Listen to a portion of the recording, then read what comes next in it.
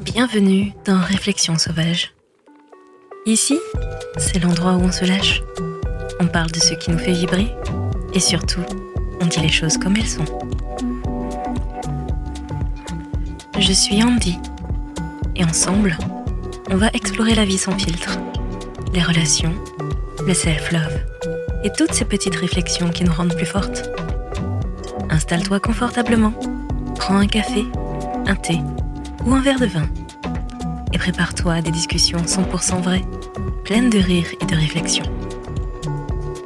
Allez, c'est parti. Réflexion sauvage, let's go.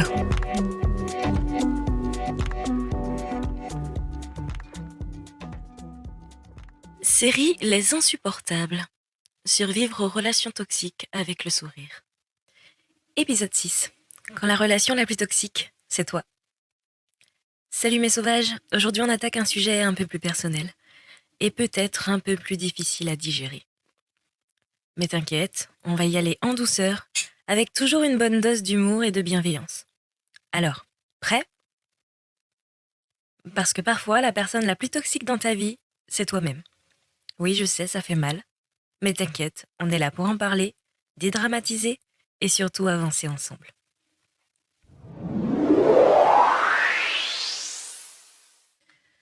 Coucou ma team. Vous connaissez ces jours où tout va de travers et vous vous dites « Mais pourquoi l'univers s'acharne sur moi ?» Genre l'ordi plante, le café te coule dessus, t'arrives en retard à une réunion, et là, bam, tu te dis « C'est sûr, je suis maudite. » Non. En fait, c'est juste toi. Parce que souvent, on se met dans des situations tout seul. Je veux dire, qui a laissé l'alarme en mode snooze 8 fois ce matin ? Spoiler alerte, c'était toi.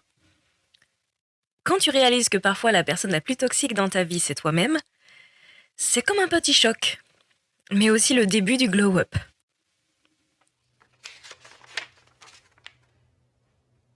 Alors, c'est quoi cette histoire de relation toxique avec soi-même ? Eh bien, c'est plus commun que tu ne le penses. Et ça peut prendre plein de formes. Autosabotage, manque de self-love, ou cette petite voix dans la tête qui te critique H24, genre comme un troll en mode loop. Et je te dis ça parce que je l'ai vécu. Allez, on plonge dans le sujet. L'autosabotage version pro. Ça, c'est le champion. Exemple, tu lances un projet perso, t'es super excité, ultra motivé, tu fais une to-do list de 3 pages, et puis 2 jours après, tu commences à douter. Genre, mais attends, c'est nul ce que je fais. Qui va s'y intéresser ? Et bim, procrastination activée. Tu te mets à ranger ton appart comme si la vie en dépendait, et à binge-watcher 3 séries sur Netflix, et voilà, projet mort, avant même d'avoir commencé. Tu as tué ton élan toute seule. Auto-sabotage, bonjour. Ensuite, on a le manque de self-love. C'est un classique. Est-ce que tu as déjà passé 10 minutes devant ton miroir à traquer tes défauts ? Moi, j'appelle ça le zoom de l'enfer. Chaque petit bouton devient un volcan. Chaque bourrelet te semble énorme alors que franchement, personne ne les voit, sauf toi. On passe tellement de temps à se critiquer qu'on finit par oublier qu'on a des trucs incroyables à offrir. Et le pire, c'est qu'on dirait que c'est devenu normal de s'auto-juger. Combien de fois t'as entendu quelqu'un dire « Oh, mais je suis tellement nulle !» Trop souvent, malheureusement.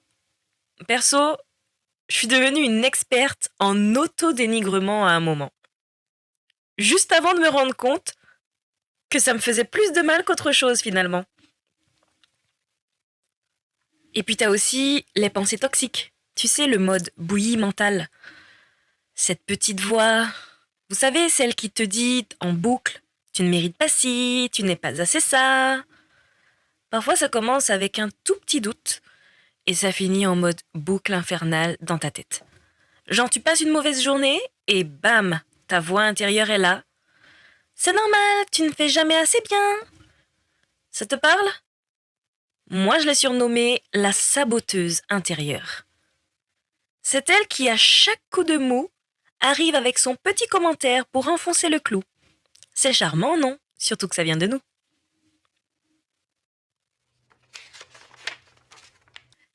La minute réflexion sauvage. Ok mes sauvages, on se pose 2 secondes parce que là, on va parler sérieusement. On rigole, mais se rendre compte qu'on peut être notre propre source de toxicité, c'est vraiment une claque. La première fois que j'ai capté ça pour moi, c'était un peu comme si je venais de découvrir que la fin de mon film préféré, c'était un mensonge. Genre quoi? Moi, toxique? Mais c'est vrai. Et le pire avec l'autotoxicité, c'est que tu t'en rends compte toujours après coup. C'est pas comme un ou une pote qui te critique ouvertement et que tu peux éviter. Non, là, c'est bien plus subtil. Ça commence souvent par des petites choses, genre tu prends une mauvaise décision et au lieu de te dire c'est pas grave, je vais rebondir, tu te lances dans un festival d'autocritique. Par exemple, j'ai été une experte pour me descendre en flèche pour des broutilles. Une fois, j'ai même pris une décision super banale, genre je vais arrêter le sport pendant 1 mois, ça ira. Mais bien sûr, 1 mois plus tard, c'était bravo, t'as tout ruiné. Oui, rien que ça. J'étais ma propre comité de jugement. Et honnêtement, j'étais hyper pas sympa avec moi-même. Et en fait, c'est ça le truc. Quand tu continues à laisser cette petite voix intérieure prendre le contrôle, tu restes coincé. C'est comme marcher dans le sable mouvant. Chaque fois que tu fais un pas, tu t'enfonces un peu plus. C'est vicieux. Parce que cette toxicité ne te vient même pas de l'extérieur. Et le pire, c'est que tu peux passer des années à ne pas le voir et à penser que c'est tout à fait normal. Parce que se juger soi-même, être dur avec soi, on nous a fait croire étant petit que c'était presque une forme de modestie. Mais en fait, c'est juste de l'auto-sabotage déguisé. Mais alors, comment on s'en sort? Bon, déjà, faut commencer par s'en rendre compte. Parce que, newsflash, ce n'est pas normal de se détester. Mais une fois que t'as capté, tu peux commencer à t'entraîner à une nouvelle discipline. La bienveillance envers toi-même. Et non, ce n'est pas juste une tendance Pinterest. C'est une question de survie émotionnelle. C'est un peu comme changer de lunettes, passer du mode critique hardcore au mode amie bienveillante. Et là, tu te rends compte que se traiter avec gentillesse, c'est tellement plus sain. Quand tu commences par des petites choses, par exemple, au lieu de te dire t'es nul, t'as encore procrastiné, tu te dis plutôt ok, aujourd'hui, t'as pas été super productive, mais demain, tu te relèves. C'est tout bête, mais ça change tout. Et qu'est-ce qu'on retient de tout ça? Que si tu veux aller loin, il faut commencer par être ton ou ta propre meilleure amie. Ça ne veut pas dire être parfait. Ça veut juste dire qu'il faut te soutenir toi-même. Parce que spoiler, la vie est déjà assez difficile sans que tu en rajoutes une couche. Alors la prochaine fois que cette petite voix toxique te fait un petit commentaire pas sympa, tu lui réponds un merci, mais non merci. Et tu continues à avancer avec bienveillance. Parce que toi, tu le mérites.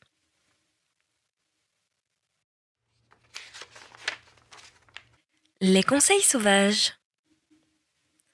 Premièrement, pardonne-toi et arrête de te flageller. Je sais que c'est plus facile à dire qu'à faire, mais la première étape pour arrêter cette spirale, c'est d'apprendre à te pardonner. Oui, t'as procrastiné. Oui, tu as foiré quelques projets. Oui, t'as peut-être pas tout fait comme il faut, mais tu sais quoi? C'est ok. On est humain et on a le droit de faire des erreurs. Perso, j'ai appris à dire oups, tant pis, plutôt que oh là là, quel incapable. Et vraiment, ça change tout. Deuxièmement, prends soin de toi. Vraiment. Et quand je dis ça, je ne parle pas seulement de mettre un masque à l'argile 1 fois par semaine. Hein. Prendre soin de toi, c'est aussi écouter ton corps et ton esprit quand ils te disent que ça ne va pas. Si tu te sens épuisé, prends une pause. Et surtout, arrête de te parler comme si tu étais en compétition constante avec le reste du monde. L'idée, c'est de devenir ton propre allié, pas de te taper dessus pour chaque mini-erreur. Troisièmement, traite-toi comme tu traiterais ton ou ta meilleure amie. Si ton ou ta pote venait te voir en disant « Je suis nul, j'ai tout raté », tu lui dirais quoi? Oui, c'est vrai, t'es vraiment nul? Bien sûr que non. Alors pourquoi tu fais ça avec toi-même? L'idée, c'est de te parler à toi-même avec douceur, avec bienveillance. Parce que franchement, tu resteras ton premier et dernier partenaire de vie. Alors autant que ça se passe bien entre vous, non?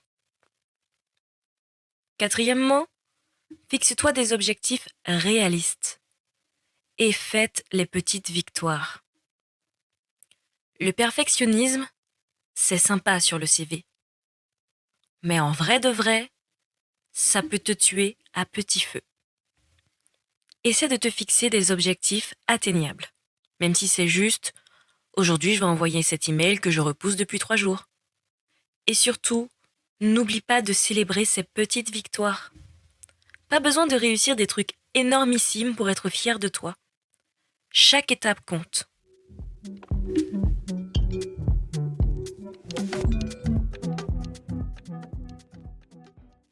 Mais sauvages, je vais être honnête avec vous. Personne n'est parfait, et c'est ça qui rend la vie intéressante. On a tendance à passer tellement de temps à être dur avec nous-mêmes qu'on oublie qu'on est déjà assez là, comme ça, dans notre imperfection. Alors à partir d'aujourd'hui, on change de stratégie, on s'encourage, on se célèbre, et surtout on arrête de se descendre. Parce que franchement, si toi-même tu ne crois pas en toi, finalement qui le fera? Donc la prochaine fois que tu entends cette petite voix toxique dans ta tête, tu la fais taire avec un merci, mais non merci. Tu mérites mieux que ça, et tu mérites surtout de t'aimer toi-même. Dans le prochain épisode, on va encore se marrer un peu, mais en mode ironique. On parlera de comment être toxique et fier de l'être. Je rigole. Ou pas. Un petit plongeon dans ces comportements qu'on a tous eus. Oui, oui, toi aussi. Et comment on peut les reconnaître et en rire. À très vite, mes sauvages, et en attendant, soyez doux avec vous-même. Allez, bisous sauvages, et à très bientôt.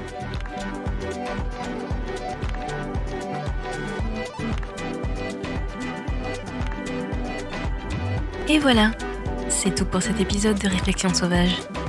J'espère que ça t'a fait sourire, réfléchir, et peut-être même un peu bousculer.